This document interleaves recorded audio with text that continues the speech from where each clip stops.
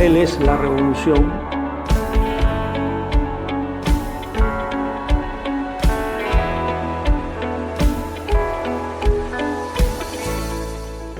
Bueno, bienvenidos a este curso que hemos denominado Él es la revolución.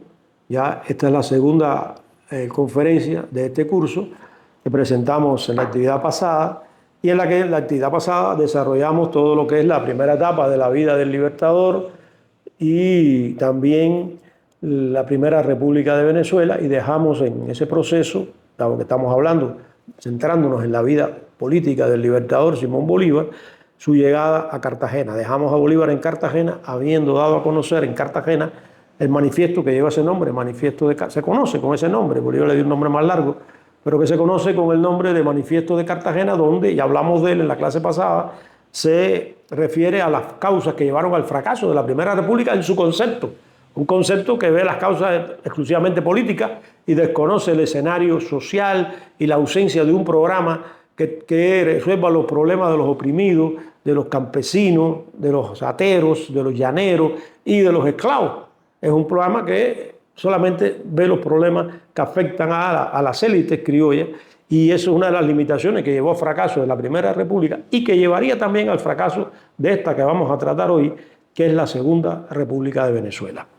A diferencia de la primera, que pudiéramos decir que es la República de Miranda, porque Miranda es la figura fundamental de la Primera República, ahora en la Segunda, Miranda está detenido porque en la reconquista que realiza Monteverde no cumple los acuerdos a que había llegado en las capitulaciones de San Mateo con Miranda, que era restablecer la Constitución Liberal Española de 1812, que se había aprobado en la metrópoli, y establecerla en Cádiz concretamente, y establecer su vigencia en el territorio de la Capitanía General. Era una constitución avanzada para su tiempo, una constitución liberal, pero Monteverde se niega a eso. Dice que es un territorio que se ha conquistado militarmente y no tiene por qué aplicar eso. Desconoce, repito, esos acuerdos, e incluso una prueba que los desconoce es que Miranda lo mantiene preso en Puerto Cabello, luego lo mandaría a Puerto Rico y finalmente moriría en 1816 en La Carraca, en Cádiz, una fortaleza militar. Quiere decir, hasta eso desconoció Monteverde, todo lo que había acordado, y le da mucha preponderancia a los pardos que lo habían apoyado, porque su ejército estaba constituido con tropas realistas que habían venido de Puerto Rico, algunas que logró reconstituir de las antiguas que existían en la Capitanía General, y muchos pardos que se sentían vejados, expoliados, discriminados por la élite mantuana y que hicieron causa común con Monteverde. Y eso llevó a que Monteverde en reciprocidad le diera puestos públicos, cierta ascendencia social, y por lo tanto el factor de la Primera República, de no contar para nada con las necesidades de los pardos que constituían, y morenos, un sector importante de la sociedad, más de la mitad de la sociedad de la época era de ese origen. Y por supuesto tampoco tomar en cuenta el problema de la esclavitud, entre otros temas que desconocían, como las necesidades de los llaneros y otros sectores humildes de la sociedad, llevaron a que esa república fuera una república como una república aristocrática, una república de la élite. Ese fue uno de sus talones de Aquiles, y por eso cae la Primera República. Bolívar no veía todavía esto último. Para Bolívar eran factores políticos y militares exclusivamente, y es lo que dice en el Manifiesto de Cartagena. Todavía pensaba como un mantuano, los que habían llevado a fracaso de la Primera República. Y precisamente por eso se pone al servicio, porque cree que es un problema político y un problema militar, se pone al servicio del gobierno de Cartagena. En realidad, en el territorio de lo que entonces se llamaba Nueva Granada, que se habían creado, creo que ya lo dije, gobiernos independentistas en distintas provincias. La más fuerte de esos gobiernos era Bogotá, donde estaba Antonio Nariño, y el puerto, Cartagena, que era un importante territorio que subsistía sobre todo porque era una fortaleza militar, los castillos del puerto de Cartagena, la ciudad amurallada, todavía hoy esas murallas se conservan, y además porque le dio patentes de corso. Y la ciudad se alimentaba de las actividades de los corsarios, que eran haitianos, norteamericanos, franceses, criollos, que saltaban a los barcos españoles en alta mar, y esas ganancias se repartían con el gobierno de Cartagena. Pero el gobierno de Cartagena estaba aislado porque el río Magdalena estaba ocupado por fuerzas realistas que se habían hecho fuertes en Santa Marta y también en otras partes del territorio neogranadino. Y por eso para tratar de fortalecer el área que podía ser atacada, Cartagena, desde el río Magdalena, le piden a Bolívar que se encargue de una guarnición que no tenía mucha importancia en la zona del río Magdalena y que está supeditado a uno de esos oficiales franceses que había traído Miranda y que ahora estaba al servicio del gobierno de Cartagena. Me refiero a Pierre Labatut. Y Bolívar queda a las órdenes de Labatut. Labatut nunca logró entenderse con Bolívar porque le achacaba a Bolívar, la responsabilidad de que Miranda haya sido apresado. Era su jefe, era su amigo.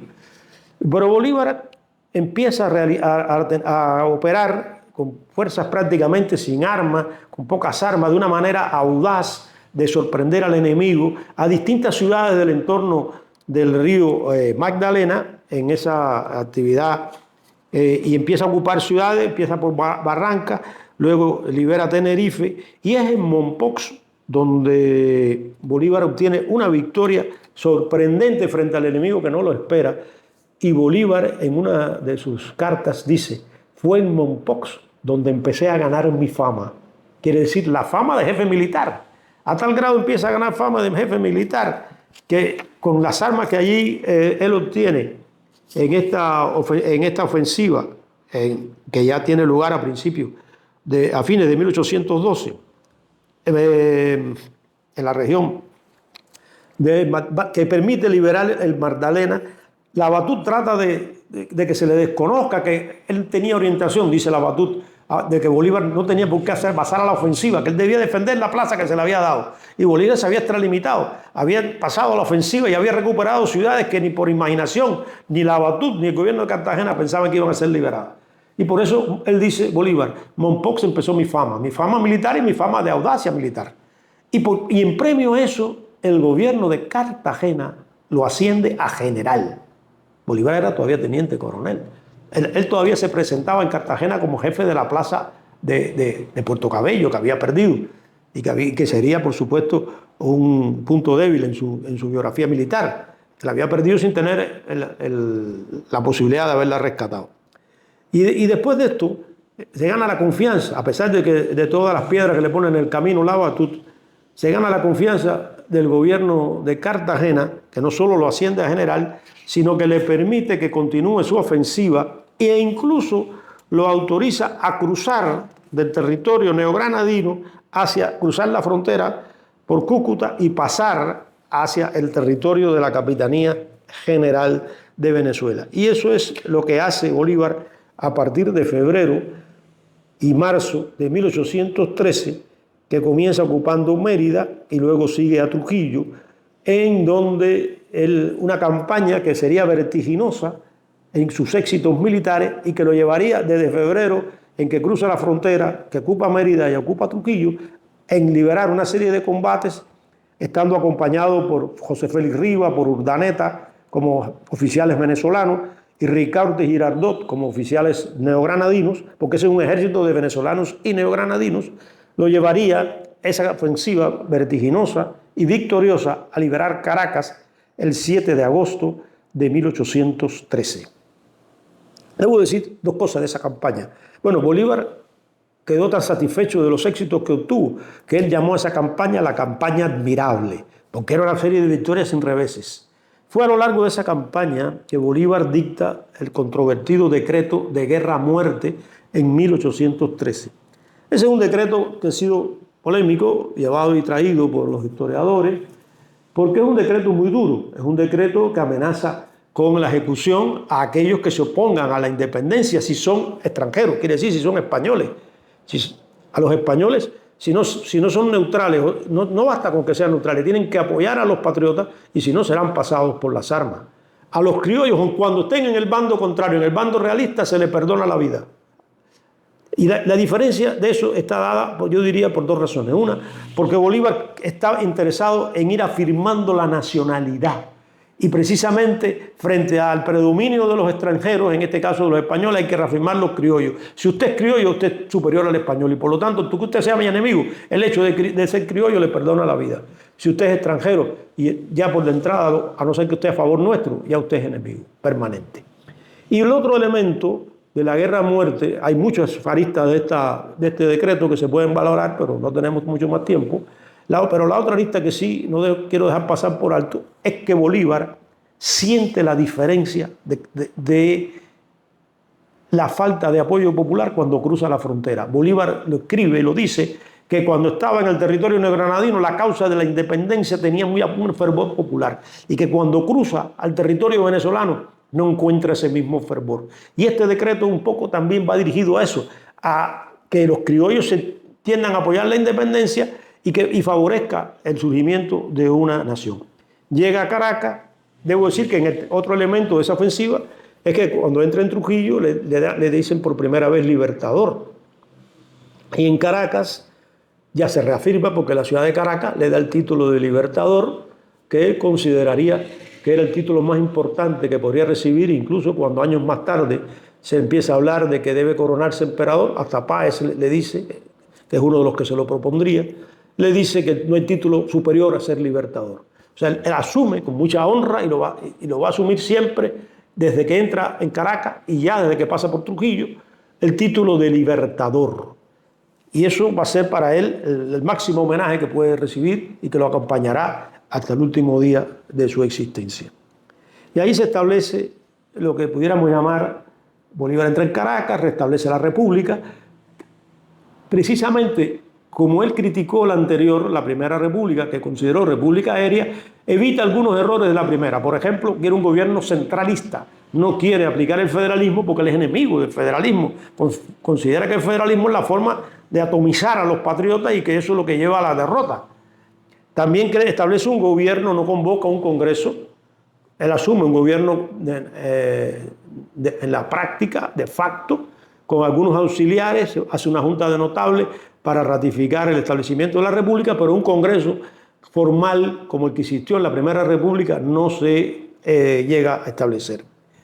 Esta Segunda República, sin embargo, tiene los mismos defectos de la primera. Es una república de mantuanos, es una república que no toca el tema de la esclavitud, mantiene la esclavitud, es una república que no toma ninguna medida en beneficio de los sectores populares, es una república que desconoce los derechos de los llaneros, de los campesinos más humildes, de los ateros. En fin, en dos palabras, como ya lo dije, es una república de los de arriba, es una república elitista. Bolívar no ve más allá todavía, sigue siendo un mantuano, un hombre de su clase, y ese va a ser también ahora el talón de Aquiles de la Segunda República. Y ese talón de Aquiles lo va a sorprender muy pronto por una insurrección popular que va a estallar en la zona de los llanos. Pero antes de hablar de eso, quería decir que el otro talón de Aquiles de esa Segunda República es que por las zonas del oriente, Santiago Mariño, otro mantuano, ha liberado a las zonas del oriente y se ha convertido en una especie de alter ego de Bolívar o en un casi no diría alter ego, pero sí un rival de Bolívar, porque es el jefe del oriente y Bolívar lo quiere él reducir, Mariño, a jefe del occidente, prácticamente partir como una naranja a la mitad a Venezuela. Bolívar escribiría precisamente a Mariño los primeros textos donde aboga por la unidad. Le propone a Mariño que no podemos dividirnos, que la división es nuestra derrota, como efectivamente ocurriría. E incluso es uno de los primeros textos, no el primero, pero uno de los primeros, donde Bolívar habla de la unión con Nueva Granada. Es lógico que piense así, porque si vemos el derrotero de Bolívar, no es algo que a él se le ocurre, que sale de la nada. Hay que pensar que Bolívar salió de derrotado de la República de Venezuela y se fue a Cartagena. En Cartagena lo acogen como un hijo de Cartagena, le dan un ejército, lo respaldan para cuando hace la ofensiva de liberación a Caracas. La mitad de sus oficiales y más de la mitad de sus hombres son granadinos, no son venezolanos. O sea, Bolívar ya viene cocinando eso porque lo ha palpado. Se ha dado cuenta que hay una identificación, que son hermanos con los granadinos. Y por eso desde entonces ya Bolívar está abogando por la unión entre Venezuela y la unión con Nueva Granada. Incluso cuando algunos de estos jefes militares granadinos caen en combate, él hace entierro sentido por esos oficiales que han caído, y como él confesaría después en los decretos de Bucaramanga, dice: yo sabía que estaba haciendo algo sobredimensionándolo, pero quería exaltar el patriotismo de los granadinos para que los venezolanos los admiraran y se pudiera producir ese empate que lo va a mantener a lo largo de toda su vida. Debo decir que algo ya había anunciado, que desde las zonas de los llanos surgieron algunos caudillos, precisamente de extracción popular, que por esta circunstancia de esta Segunda República, que era una república elitista, que desconocía los derechos de sectores populares, se convertiría en el eje de la derrota de la Segunda República. Me refiero a los llaneros, encabezados sobre todo por Boves y Morales. En el caso de Boves, que sería la figura principal, José Tomás Boves, era un de origen español, un hombre que sale de ser un simple pulpero, que tenía una simple tienda de abasto, por decirlo de alguna otra manera, y que consigue canalizar la discriminación que se sentían los llaneros con relación a los habitantes de la capital, las medidas que habían tomado los gobiernos republicanos, sobre todo de la Primera República, discriminatoria con los llaneros, que les obligaban a atarse a determinadas haciendas que tenían que cumplir determinados requisitos formales para enlazar el ganado. Y ese descontento que veían los llaneros, que no veían a la República, ni la primera ni la segunda, como algo que los beneficiara, sino que por el contrario los perjudicaba, supo canalizarlo muy bien Boves y su segundo Morales para arrastrar detrás de sí a los habitantes humildes de los llanos, muchos de ellos expertos jinetes que sabían manejar la lanza para reunir al ganado, y eran con esa experiencia de las cabalgaduras, con ese odio a los mantuanos, con ese odio a los blancos, porque casi todos estos eran mestizos de origen pardo, algunos de ellos incluso esclavos que se habían refugiado en esa zona escapándose de las plantaciones, y él logró ir agrupando a esa gente, ofreciéndole la revancha contra los mantuanos, permitiéndoles asaltar las haciendas, y un detalle también importante, logrando que ascendieran en la estructura militar de ese ejército desarrapado, que era el ejército de Boves, muy por encima de sus posibilidades originarias por el lugar donde habían nacido. Y con esa fuerza, esas huestes, más que fuerza, esas huestes que eran como un moderno Atila, salió Boves contra las tropas republicanas. Boves seguido por Morales. Cometían todo tipo de barbaridad, todo tipo de crueldades, ya algo de eso se había manifestado antes y es lo que llevó a Bolívar a dictar el decreto de guerra-muerte. Y esa ofensiva de los llaneros, que tuvo altibajos y que fue muy sangrienta, llevaron a que se produjeran los reveses que llevaron a que finalmente, no voy a entrar en todas las vicisitudes de esa contienda, que llevaron a que Bolívar tuviera que abandonar la capital, Caracas, en julio, el 7 de julio de 1814. Antes de abandonar Caracas, un mes antes, dio la orden, y esto es un tema que no podemos pasar por alto, dio la orden de fusilar, ejecutar. No todos fueron fusilados, ejecutados a los españoles y canarios que estaban retenidos en La Guaira y en Caracas. Más de 1000 personas retenidas en La Guaira y Caracas fueron ejecutadas por orden de Bolívar. Bolívar trató, lo demuestra la documentación, de exiliar a esas personas, a esos cientos de personas que estaban allí. Y no lo consiguió, trató de negociar con las colonias inglesas del Caribe, con las colonias europeas en otros territorios del Caribe, pero no lo consiguió.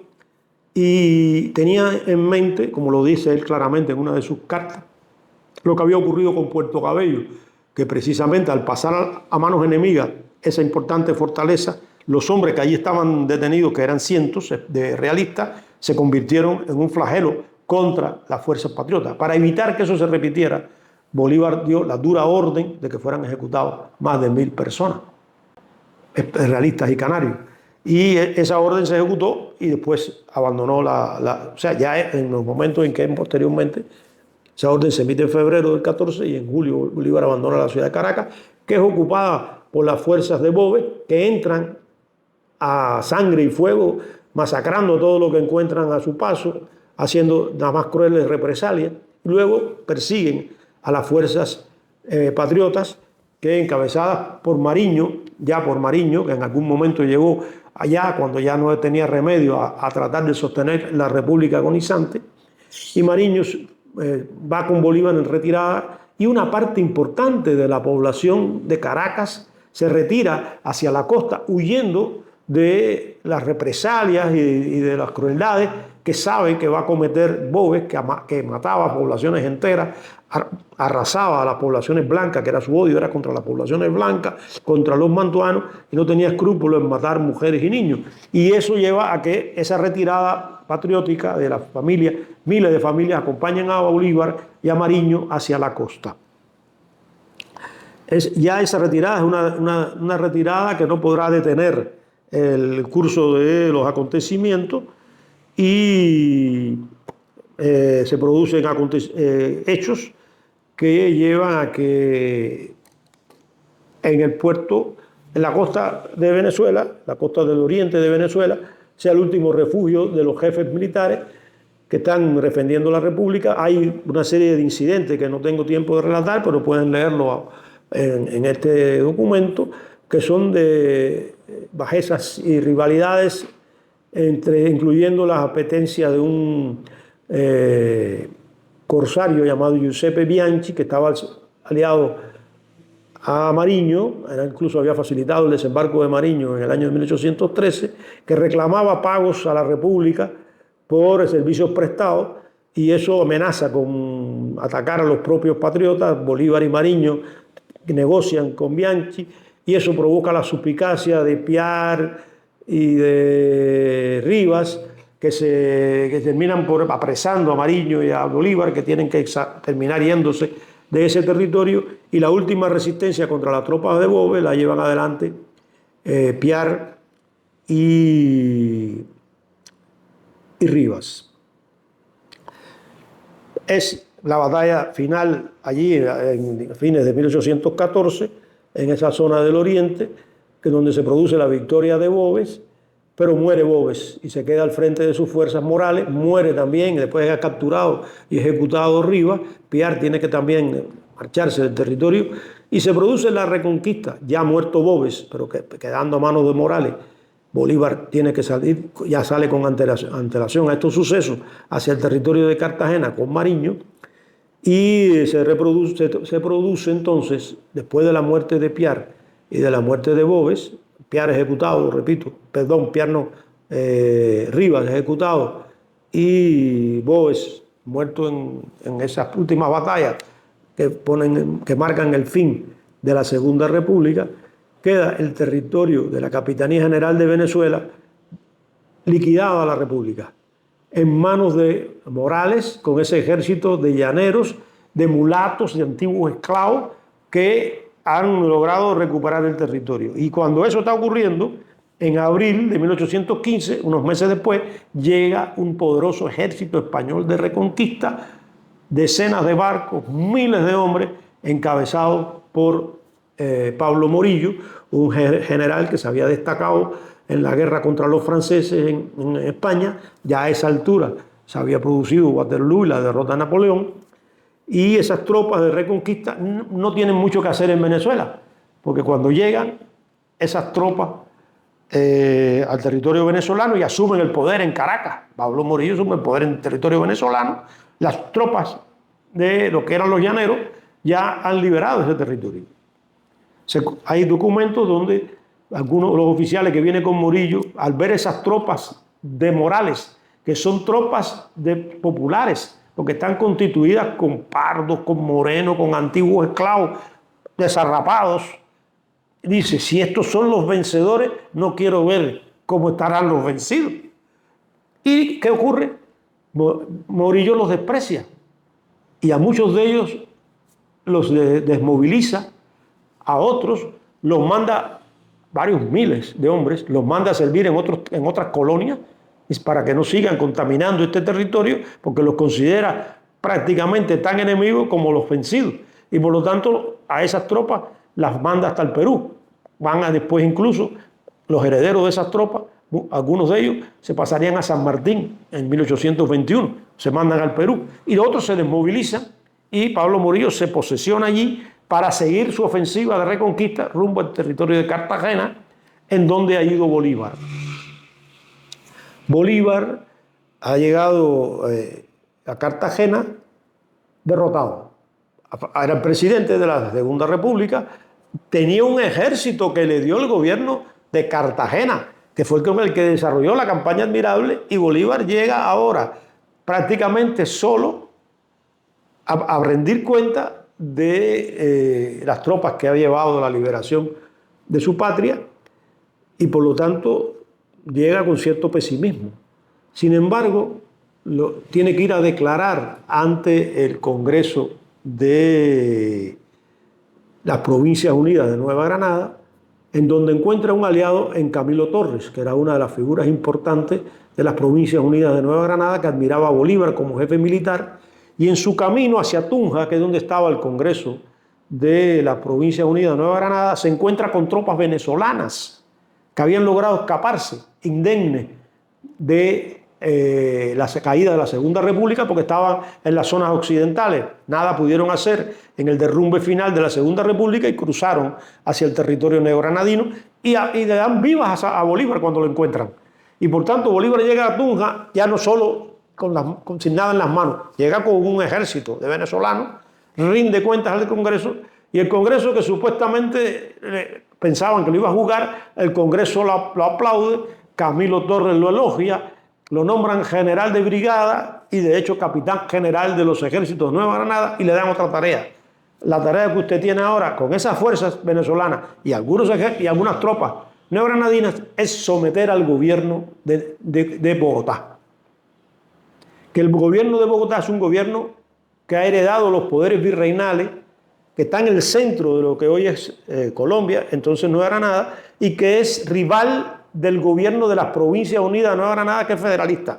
Por esas paradojas de la vida, el propio Bolívar lo va a decir en una de sus cartas, él, que es un enemigo del federalismo y es partidario del centralismo, va a entrar con sus tropas en Bogotá para deponer el centralismo e imponer el federalismo. Él dice que esa es una paradoja. La otra paradoja que él encuentra es que no va a luchar contra el enemigo realista, sino que va a luchar con sus hermanos. Por eso algunos autores llaman a ese periodo de la historia de Colombia hoy, la Colombia de hoy, quiere decir la historia de Nueva Granada, la llaman la patria boba, porque los criollos se enfrescaban entre sí en medio de la guerra contra España. Bolívar tiene que cumplir esa tarea, la acepta, que le da el Congreso de Nueva Granada, que lo nombra capitán general de los ejércitos de Nueva Granada. Quiere decir, Bolívar se convierte de llegar prácticamente sin nada en las manos y cargándole en sus espaldas la caída de la Segunda República, llega al territorio neogranadino y de repente lo exaltan en el Congreso de Tunja a jefe de todos los ejércitos de Nueva Granada con la tarea de someter Bogotá. Y Bolívar lo dice, trata de que esa guerra sea lo menos lesiva posible. Él dice que casi va a combatir poniendo su pecho, porque lo que quiere es que haya las menos bajas posibles, y en muy pocos tiempos logra someter al gobierno de Bogotá. Ya ahí no estaba Nariño. Nariño había salido con unas tropas en el año anterior hacia el sur, hacia las provincias suroccidentales de Nueva Granada a someter a los realistas. Fue hecho prisionero y enviado a España. Por lo tanto, era un gobierno conservador el que existía en Nueva Granada, que era un obstáculo a la unidad que se lograba a través de las Provincias Unidas. Bolívar obtiene esa victoria, recupera ese territorio y por primera vez desde que se había creado el primer gobierno juntista en julio de 1810 en el territorio neogranadino, por primera vez las Provincias Unidas eran una sola. Quiere decir, era un solo gobierno federal que unía a Tunja, Cartagena, Cundinamarca, que es como se le denominaba en términos autóctonos, a la región de la Sabana Central y algunas otras provincias, aunque había provincias en manos de los realistas como Santa Marta y las provincias suroccidentales. Ese gobierno de las Provincias Unidas le da otra tarea, que es salir con esas fuerzas a someter ese baluarte realista que está en Santa Marta. Bolívar se traslada hacia las cercanías de Cartagena para unir fuerzas con los que existen en esa ciudad, donde está la primera fortaleza de Nueva Granada, que es la fortaleza en Cartagena. Pero tiene un problema, y es que allí está al frente de esa fortaleza una persona con el que él ha tenido desavenencias, que es Manuel Castillo y Rada, es el gobernador de Cartagena. Bolívar tuvo desavenencias con él antes de salir la campaña Admirable. Allí Bolívar, al salir en su campaña Admirable, yo diría que tuvo desavenencia y cierta con este hombre, con Castillo y Rada, y también fue el momento en que Bolívar tuvo su primer encontronazo, por decirlo de algún modo, quizás la palabra encontronazo es muy fuerte, pero quizás su primera desilusión con un oficial también neogranadino, que fue Francisco de Paula Santander. Por lo tanto, al salir de eso, en la campaña Admirable que le permite restablecer la Segunda República, él tuvo choques con Manuel Castillo y Rada, que es el jefe de Cartagena en ese momento, y desavenencias con Santander, que después será enlimada. Y Castillo y Rada se niega a someterse a Bolívar. Se niega, quiere decir, aceptar la jefatura. Bolívar ser el jefe de los ejércitos neogranadinos. Castillo y Rada está obligado a guardarle obediencia y a respetar sus órdenes y a trasladarle los efectivos y los armamentos que hay en Cartagena para emprender la batalla contra Santa Marta. Y Castillo y Rada se niega a esto y Bolívar se ve en la disyuntiva de atacar Cartagena para obligar a Manuel Castillo y Rada a someterse a su autoridad o renunciar. Ya a esa altura, Morillo está en Venezuela y se está preparando las tropas para salir a atacar precisamente Cartagena. Y Bolívar en esa coyuntura comprende que su presencia, lejos de unir, lo que va es a dividir el movimiento revolucionario y decide marcharse. Renuncia ante el Congreso de Cartagena y se marcha a Jamaica. La estancia en Jamaica, yo diría que marca una nueva etapa. Es el comienzo, los atisbos del comienzo de una nueva etapa para la vida de Bolívar.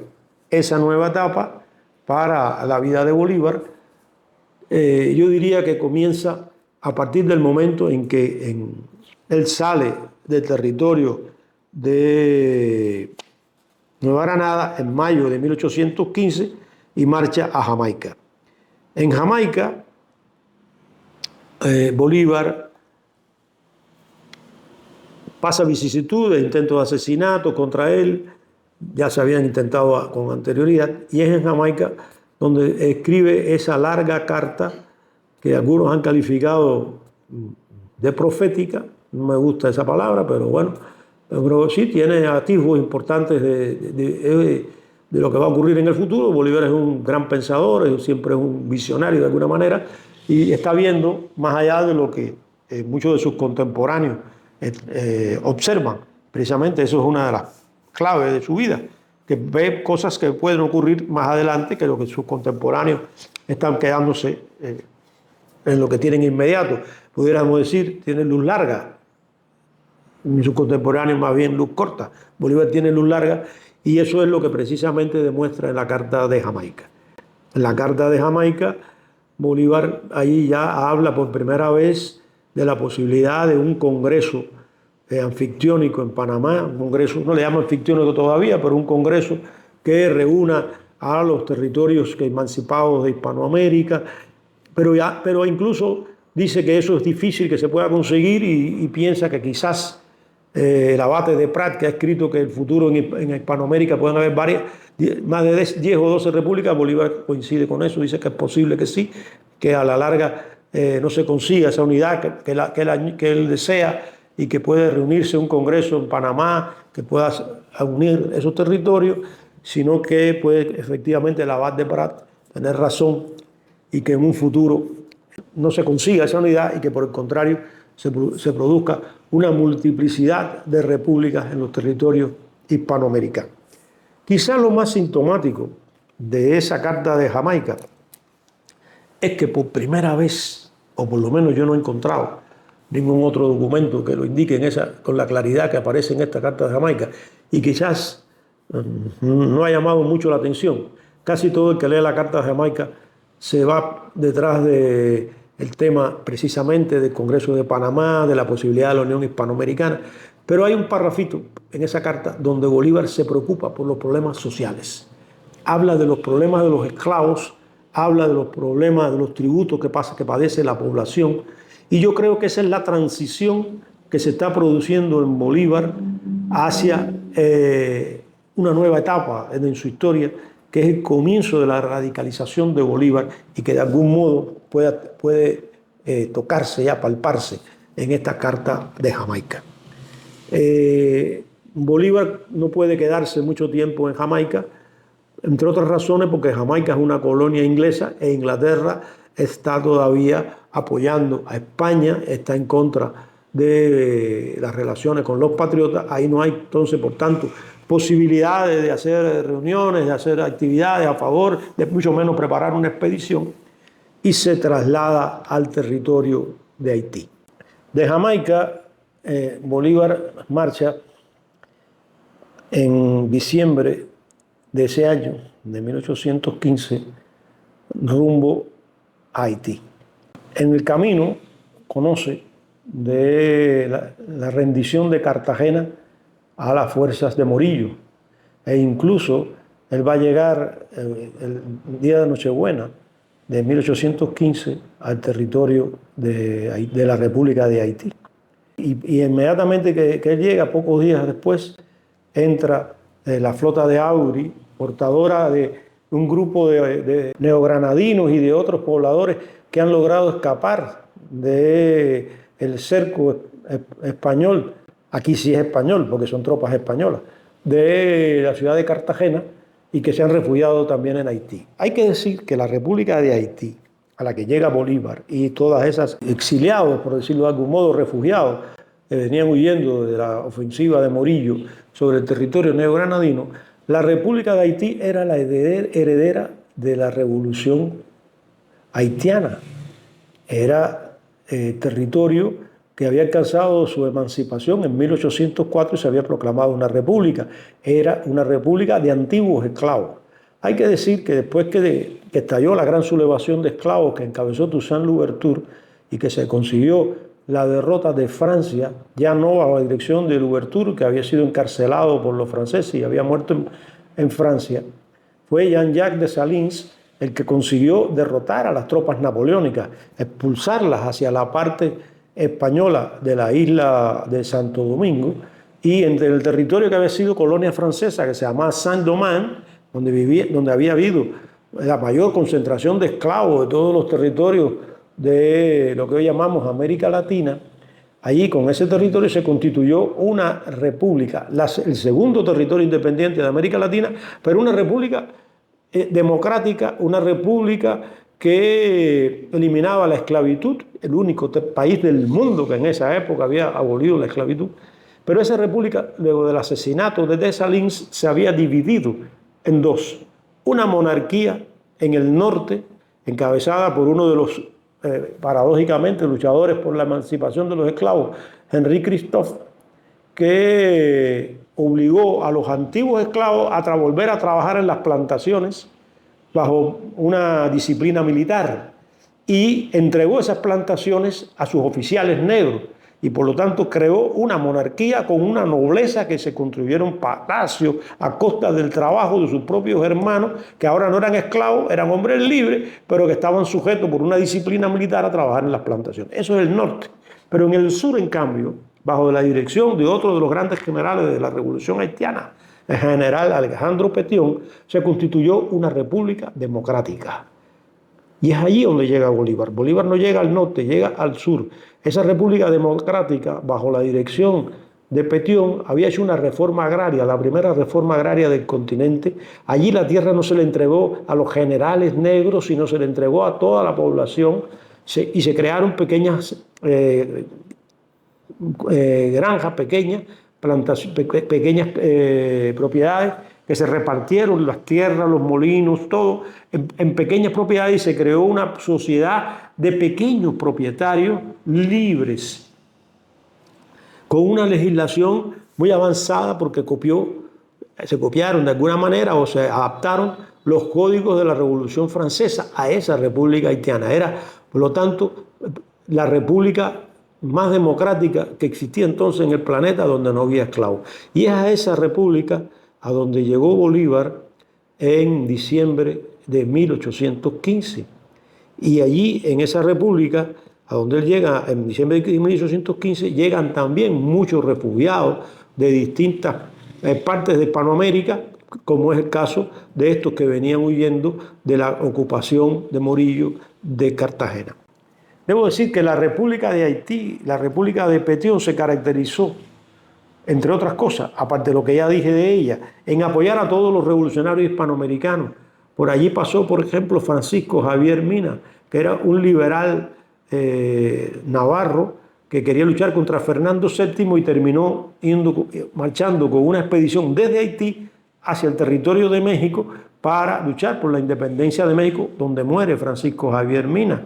Y muchos otros patriotas. Por ahí había pasado antes Francisco de Miranda en 1806 en su expedición, y fue donde enarboló, como ya comenté, la bandera, por primera vez la bandera que sería de Colombia y más tarde de Venezuela y de otros países liberados por Bolívar.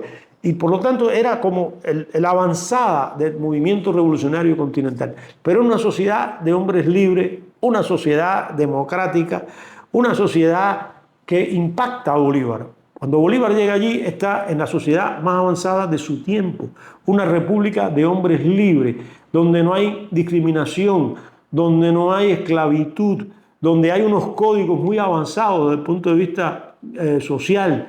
Y eso va a impactar extraordinariamente a Bolívar. Y lo va a impactar también la generosidad de los haitianos, del gobierno de Haití, del gobierno de Petion, que le ofrece lo que necesite para reiniciar la gesta independentista. Le ofrece embarcaciones, le ofrece combatientes, 6.000 fusiles, pólvora y otra base para la logística, e incluso una imprenta. Le regalará a Bolívar una imprenta para que esa expedición cuente, y a cambio de eso no pide nada. Algunos biógrafos dicen que Petion solo le pidió que aboliera la esclavitud cuando llegara a su tierra. Yo creo que eso es rebajar el legado de Petion y el legado de Bolívar. Ni Petion nunca hubiera pedido eso, porque no se lo había pedido antes a nadie, ni se lo pidió a nadie después. Nunca le pidió, ofreció el apoyo solidario de Haití y ofreció el ejemplo de Haití, pero no pidió compromiso a nadie a cambio de su ayuda. Y tampoco se lo hizo a Bolívar. Nadie le pidió, y por lo tanto Bolívar no llega posteriormente a Venezuela llevando en la mano la idea de abolir la esclavitud porque se lo haya pedido Petion. No, Bolívar comprende y choca ese mantuano que poseía esclavos, choca en la realidad haitiana con una sociedad que él no imaginaba que existía, donde ve la importancia de una sociedad de hombres libres. Y eso, unido a los reveses que había sufrido, que ya había de algún modo dibujado en la Carta de Jamaica, como decía, donde ya se empieza por primera vez a preocupar por el problema de los esclavos. Hasta entonces, incluso cuando fracasa la Segunda República, hay textos de Bolívar donde no entiende que el problema de la esclavitud es eso, un problema, y que hay que resolverlo. Cree que los esclavos están bien como esclavos y que hay que mantenerlos trabajando en las plantaciones. Ese es Bolívar hasta la Segunda República. El Bolívar sufrirá, yo diría, como él dijo después de los llaneros, una mutación. Bolívar evoluciona, Bolívar cambia y se convierte ya no solo en un revolucionario desde el punto de vista militar, en un revolucionario desde el punto de vista político, sino también se convertiría en Haití en un revolucionario social. Yo creo que la instancia de Bolívar en Haití ha sido minimizada por la historiografía en general, y que en realidad es esa estancia que duró 7 meses en Haití, en 2 momentos, pero que si lo sumamos son 7 meses que Bolívar estuvo en Haití, donde Bolívar se convierte en lo que va a ser de ahí en adelante.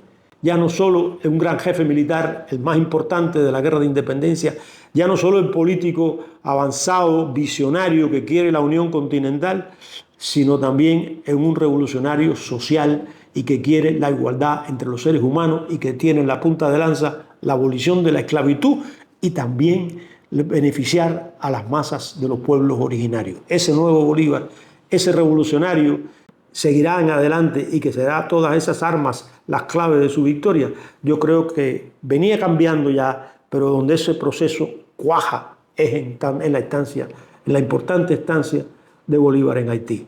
No por gusto, y con esto termino, cuando Bolívar llega a la costa venezolana en el año 16, le escribe una carta en esos mismos momentos a Santander, donde le dice: me parece una locura que en una revolución de libertad se pretenda mantener la esclavitud.